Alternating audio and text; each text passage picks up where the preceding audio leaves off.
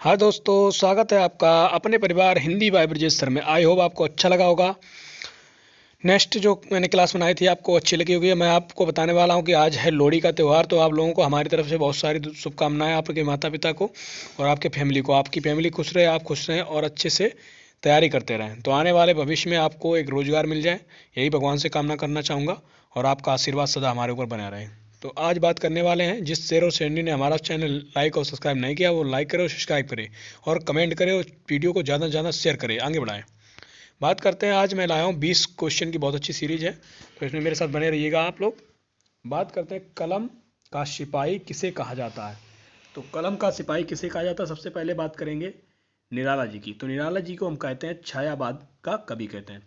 जयशंकर प्रसाद को क्या कहते हैं, इन्हें हम कहते हैं, निराला जी को हम क्या कहेंगे मेरे दोस्तों, निराला जी को महाप्राण कहते हैं। महाप्राण, सॉरी गलती हो गई, निराला जी को महाप्राण कहेंगे और जयशंकर प्रसाद को छायावाद का कवि कहते हैं। सुमित्रानंद पंत को क्या कहते हैं, इनको हम क्या कहते हैं मेरे दोस्तों, इनको हम कहते हैं सुकुमार कवि। सुकुमार कवि, ठीक है, इनको हम कहते हैं सुकुमार कवि। अब देख लीजिए, मानसरोवर, ये है मुंशी प्रेमचंद, तो इनकी रचना है कलम, इन्हें ही कहा जाता है कलम का सिपाही। अब बात करते हैं कि इनकी रचनाएं कौन कौन सी, इनकी रचनाएं आपको पता होगी, मानसरोवर, निर्मला, बहुत सारी इनकी रचनाएं हैं। गोदान इनका एक बहुत ही प्रसिद्ध क्या है, उपन्यास है, पहला उपन्यास है, ठीक है। तो आपको समझ में आया होगा इस क्वेश्चन के बारे में, तो इसका डी आंसर राइट हो जाएगा मेरे दोस्तों। बात करते हैं क्वेश्चन नंबर 2 की। वो है द्वार द्वार भीख मांगता चलता है, वाक्य में कौन सा कारक है। तो इसमें भैया कारक आपका हो जाएगा अधिकरण, इसमें आपका हो जाएगा अधिकरण कारक, भारतीय, इसमें हो जाएगा आपका अधिकरण कारक, ठीक है। आई होप समझ में आया होगा। के पर हुआ इसमें छुपा हुआ है, तो इसमें आपको हो जाए अधिकरण का, तो इसका ये राइट हो जाएगा, ठीक है।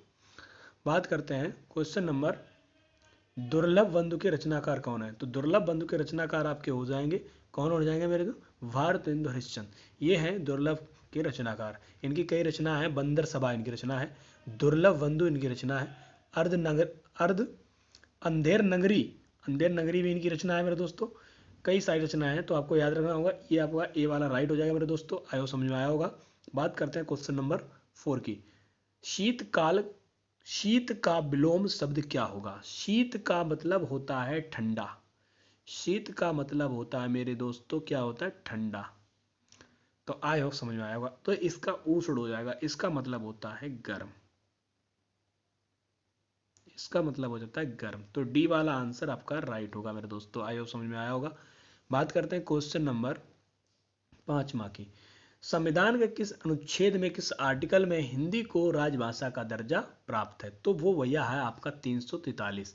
तो ए वाला आपका राइट चला जाएगा। 343 से लेकर 351 तक यहाँ पर हिंदी को राजभाषा का दर्जा दिया गया, और यहीं पर हिंदी का विकास भी हुआ है 351 में, ठीक है। आई होप समझ में आया होगा आपको। बात करते हैं क्वेश्चन नंबर 6 की। 6 कहता है कौन से वर्ग में हास्य स्वर, हास्य स्वर है। तो हास्य स्वर, पहले बात स्वर को पता है, स्वर 3 प्रकार के होते हैं मेरे दोस्तों। तो अब बात करते हैं कि इसमें आता है हर्ष में छोटा आता है, तो ये आपका बी वाला राइट हो जाएगा। आ ई उ और री, ये आपका बी वाला राइट हो जाएगा मेरे दोस्तों। बात करते हैं क्वेश्चन नंबर 7 की। महाप्राण व्यंजन होता है प्रत्येक वर्ग का, कौन सा होता है। जो महाप्राण होता है वो भैया होता है 2 4 का, 2 4 वर्ग का महाप्राण होता है। 1 3 5 का होता है भैया आपका, कौन होता है, महाप्राण। ये है अल्पप्राण, तो अल्पप्राण आपका हो जाएगा कितना, आई होप समझ में आया होगा। तो अब बता रहे हैं महाप्राण जो होता है 1 3, ये तो ये हो जाएगा, ये तो आपका हो जाएगा मेरे दोस्तों। देखो कहते हैं महाप्राण और अल्पप्राण, तो सबसे पहले आता है कि अल्पप्राण 1 3 5, ये होता है अल्पप्राण। 2 4 वर्ग जो दूसरे और चौथे वर्ग में आते हैं वो आपके हो जाएंगे महाप्राण। तो इसका राइट हो जाएगा आपका दूसरा और चौथा, ये महाप्राण पूछ रहा है, ठीक है। अब बात करते हैं नई दिल्ली में कौन सी संज्ञा होगी। तो भैया मेरे नई दिल्ली में कौन सी संख्या हो जाएगी आपकी, ये हो जाएगी आपकी व्यक्तिवाचक संज्ञा। विशेष है, किसी चीज़ की विशेष, किसी चीज़ का विशेष स्थान का नाम बता रहा है, तो यहाँ पर आपकी हो जाएगी व्यक्तिवाचक संज्ञा। बात करते हैं लिपि चिन्हों के क्रमबद्ध समूह को क्या कहते हैं। लिपि चिन्हों के क्रमबद्ध समूह को हम कहते हैं वर्णमाला। तो इसका डी वाला आंसर राइट होगा मेरे दोस्तों। बात करते हैं क्वेश्चन नंबर 10 की। श्री राम ने अपने पुत्र से नाता तोड़ लिया, वाक्य में कौन सा कारक है। तो इस वाक्य में नाता तोड़ने का मतलब होता है अलगाववादी, तो यहाँ पर अपादान कारक हो जाएगा, इसका सी वाला मेरे दोस्तों राइट हो जाएगा। बात करते हैं क्वेश्चन नंबर 11, स्पर्श व्यंजन वाला वर्ग कौन सा है। स्पर्श व्यंजन वाला वर्ग कौन सा हो जाएगा आपका भैया, तो स्पर्श व्यंजन वाला देखो यहाँ पर ये आ रहा यू है, या और राला या रा ला वाह, ये सब होते हैं क्या ऊष्म, ठीक है, सा सा होते हैं क्या आपके, यारा लाभ अंतस्थ होते हैं, सा सा ऊष्म होते हैं, ठीक है, तो ये तीनों तो आपके हैं नहीं। कचटतप याद रखिएगा, तो ये आपका स्पर्श व्यंजन का है, तो इसमें 5 वर्ग होते हैं, एक इसमें है नहीं, तो इसका डी वाला राइट हो जाएगा मेरे दोस्तों। आयोग समझ में आया होगा। बात करते हैं क्वेश्चन नंबर 12 की, अयोग वाहक कहा जाता है, किसको कहा जाता है। देखो महाप्राण को अयोग वाहक कहते नहीं है, संयुक्त व्यंजन को कहते नहीं है, अल्प प्राण को कहते नहीं है, विसर्ग को कहते हैं, विसर्ग को ही अयोग वाहक कहते हैं, ठीक है, तो इसका डी वाला आंसर राइट होगा मेरे दोस्तों। बात करते हैं क्वेश्चन नंबर 13। क्वेश्चन नंबर 13, निम्न में से भाववाच्य का उदाहरण है, उससे बैठा नहीं जाता। तो एक तो यही वाला हो गया भैया, राम से खाया नहीं जाता, ये तो गलत हो जाएगा आपका, ये वाला आपका सही हो जाएगा, राम से खाया नहीं जाता ये भी आपका सही होगा। राम पत्र लिखता है, ये गलत होगा, ये गलत होगा। सीता पुस्तक बढ़ती है, ये भी गलत हो जाएगा। तो इसका आपका हुआ है डी वाला आंसर आपका राइट हो जाएगा मेरे दोस्तों। क्या हो जाएगा, डी वाला आंसर आपका राइट हो जाएगा, ठीक है। अब बात करते हैं क्वेश्चन नंबर 14 की। क्वेश्चन नंबर 14 क्या कहता है, देखिए ये कहता है,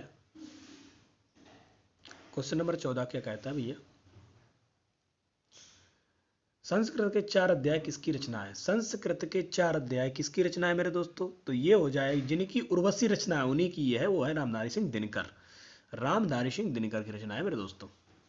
बात करते हैं क्वेश्चन, अशोक के फूल काव्य संग्रह है, ये क्या है, क्या काव्य संग्रह, काव्य संग्रह। अशोक के फूल, पहले तो क्वेश्चन आएगा कि रचना है का उपन्यास है क्या है, तो ये है काव्य संग्रह। इसके रचनाकार कौन से हैं, इसके रचनाकार आपको बताना होगा, तो वो आपके हो जाएंगे, आपके कौन हो जाएंगे, इनके रचनाकार हो जाएंगे आपके हजारी प्रसाद द्विवेदी जी, ये हो जाएंगे आपके, इनके रचनाकार हो जाएंगे, ठीक है। आई होप समझ में आया होगा। 15 का डी है राइट। बात करते हैं क्वेश्चन नंबर 16, झरना काव्य संग्रह के रचनाकार, ये भी एक काव्य संग्रह है मेरे दोस्तों। तो इसके रचनाकार कौन हो जाएंगे, इसके रचनाकार आपके हो जाएंगे जिनकी रचना कामायनी है। कामायनी किन की रचना बताइए, जयशंकर प्रसाद की। तो ये जयशंकर प्रसाद की ही क्या है, काव्य संग्रह है, इनकी रचना है कामायनी, और ये आपका काव्य संग्रह झरना हो जाएगा, तो जयशंकर प्रसाद राइट हो जाएगा, इसका सी वाला राइट होगा मेरे दोस्तों। बात करते हैं क्वेश्चन नंबर 17, भारत भारती काव्य की रचना, ये भी काव्य संग्रह है मेरे दोस्तों। तो इसके रचनाकार कौन हो जाएंगे, इसके रचनाकार आपके हो जाएंगे मैथिली शरण गुप्त जी हो जाएंगे, ठीक है। बात करते हैं क्वेश्चन नंबर 18, दोहा कोश के रचयिता कौन है। क्वेश्चन आएगा कि दोहा कोश के रचयिता कौन है, तो भैया सरप्पा हो जाएंगे दोहा कोश के रचयिता, सो सी वाला आंसर इसका राइट होगा मेरे दोस्तों। अब बात करते हैं क्वेश्चन नंबर 19, प्रेम सागर के रचनाकार कौन है। बहुत बार क्वेश्चन आया मेरे दोस्तों, 20 बार क्वेश्चन आया ये, तो ये हो जाएगा आपके लल्लू लाल। लल्लू लाल से याद रखना, प्रेम सागर में घूम रहे हैं कौन, लल्लू लाल। तो याद रखना कि प्रेम सागर में कौन घूम रहा है, लल्लू लाल घूम रहे हैं, ठीक है, तो याद रखना है इसको। तो ये इसका सी वाला मेरे दोस्तों राइट हो जाएगा। अब बात करते हैं लास्ट और बहुत इंपॉर्टेंट क्वेश्चन है, पंच परमेश्वर एक कहानी है, इनके लेखक कौन है। इनके लेखक कौन हो जाएंगे मेरे दोस्तों, इनके लेखक हो जाएंगे आपके, कौन हो जाएंगे बताइए। तो इनके लेखक आपके हो जाएंगे, बताना इनके लेखक कौन हो जाएंगे, पंच परमेश्वर, ये एक कहानी है, तो इसके रचनाकार आपके हो जाएंगे, कौन होंगे बताइए। पास है पंच परमेश्वर, पास है प्रेमचंद्र, ये हो जाएंगे आपके, ठीक है। आई होप समझ में आया होगा।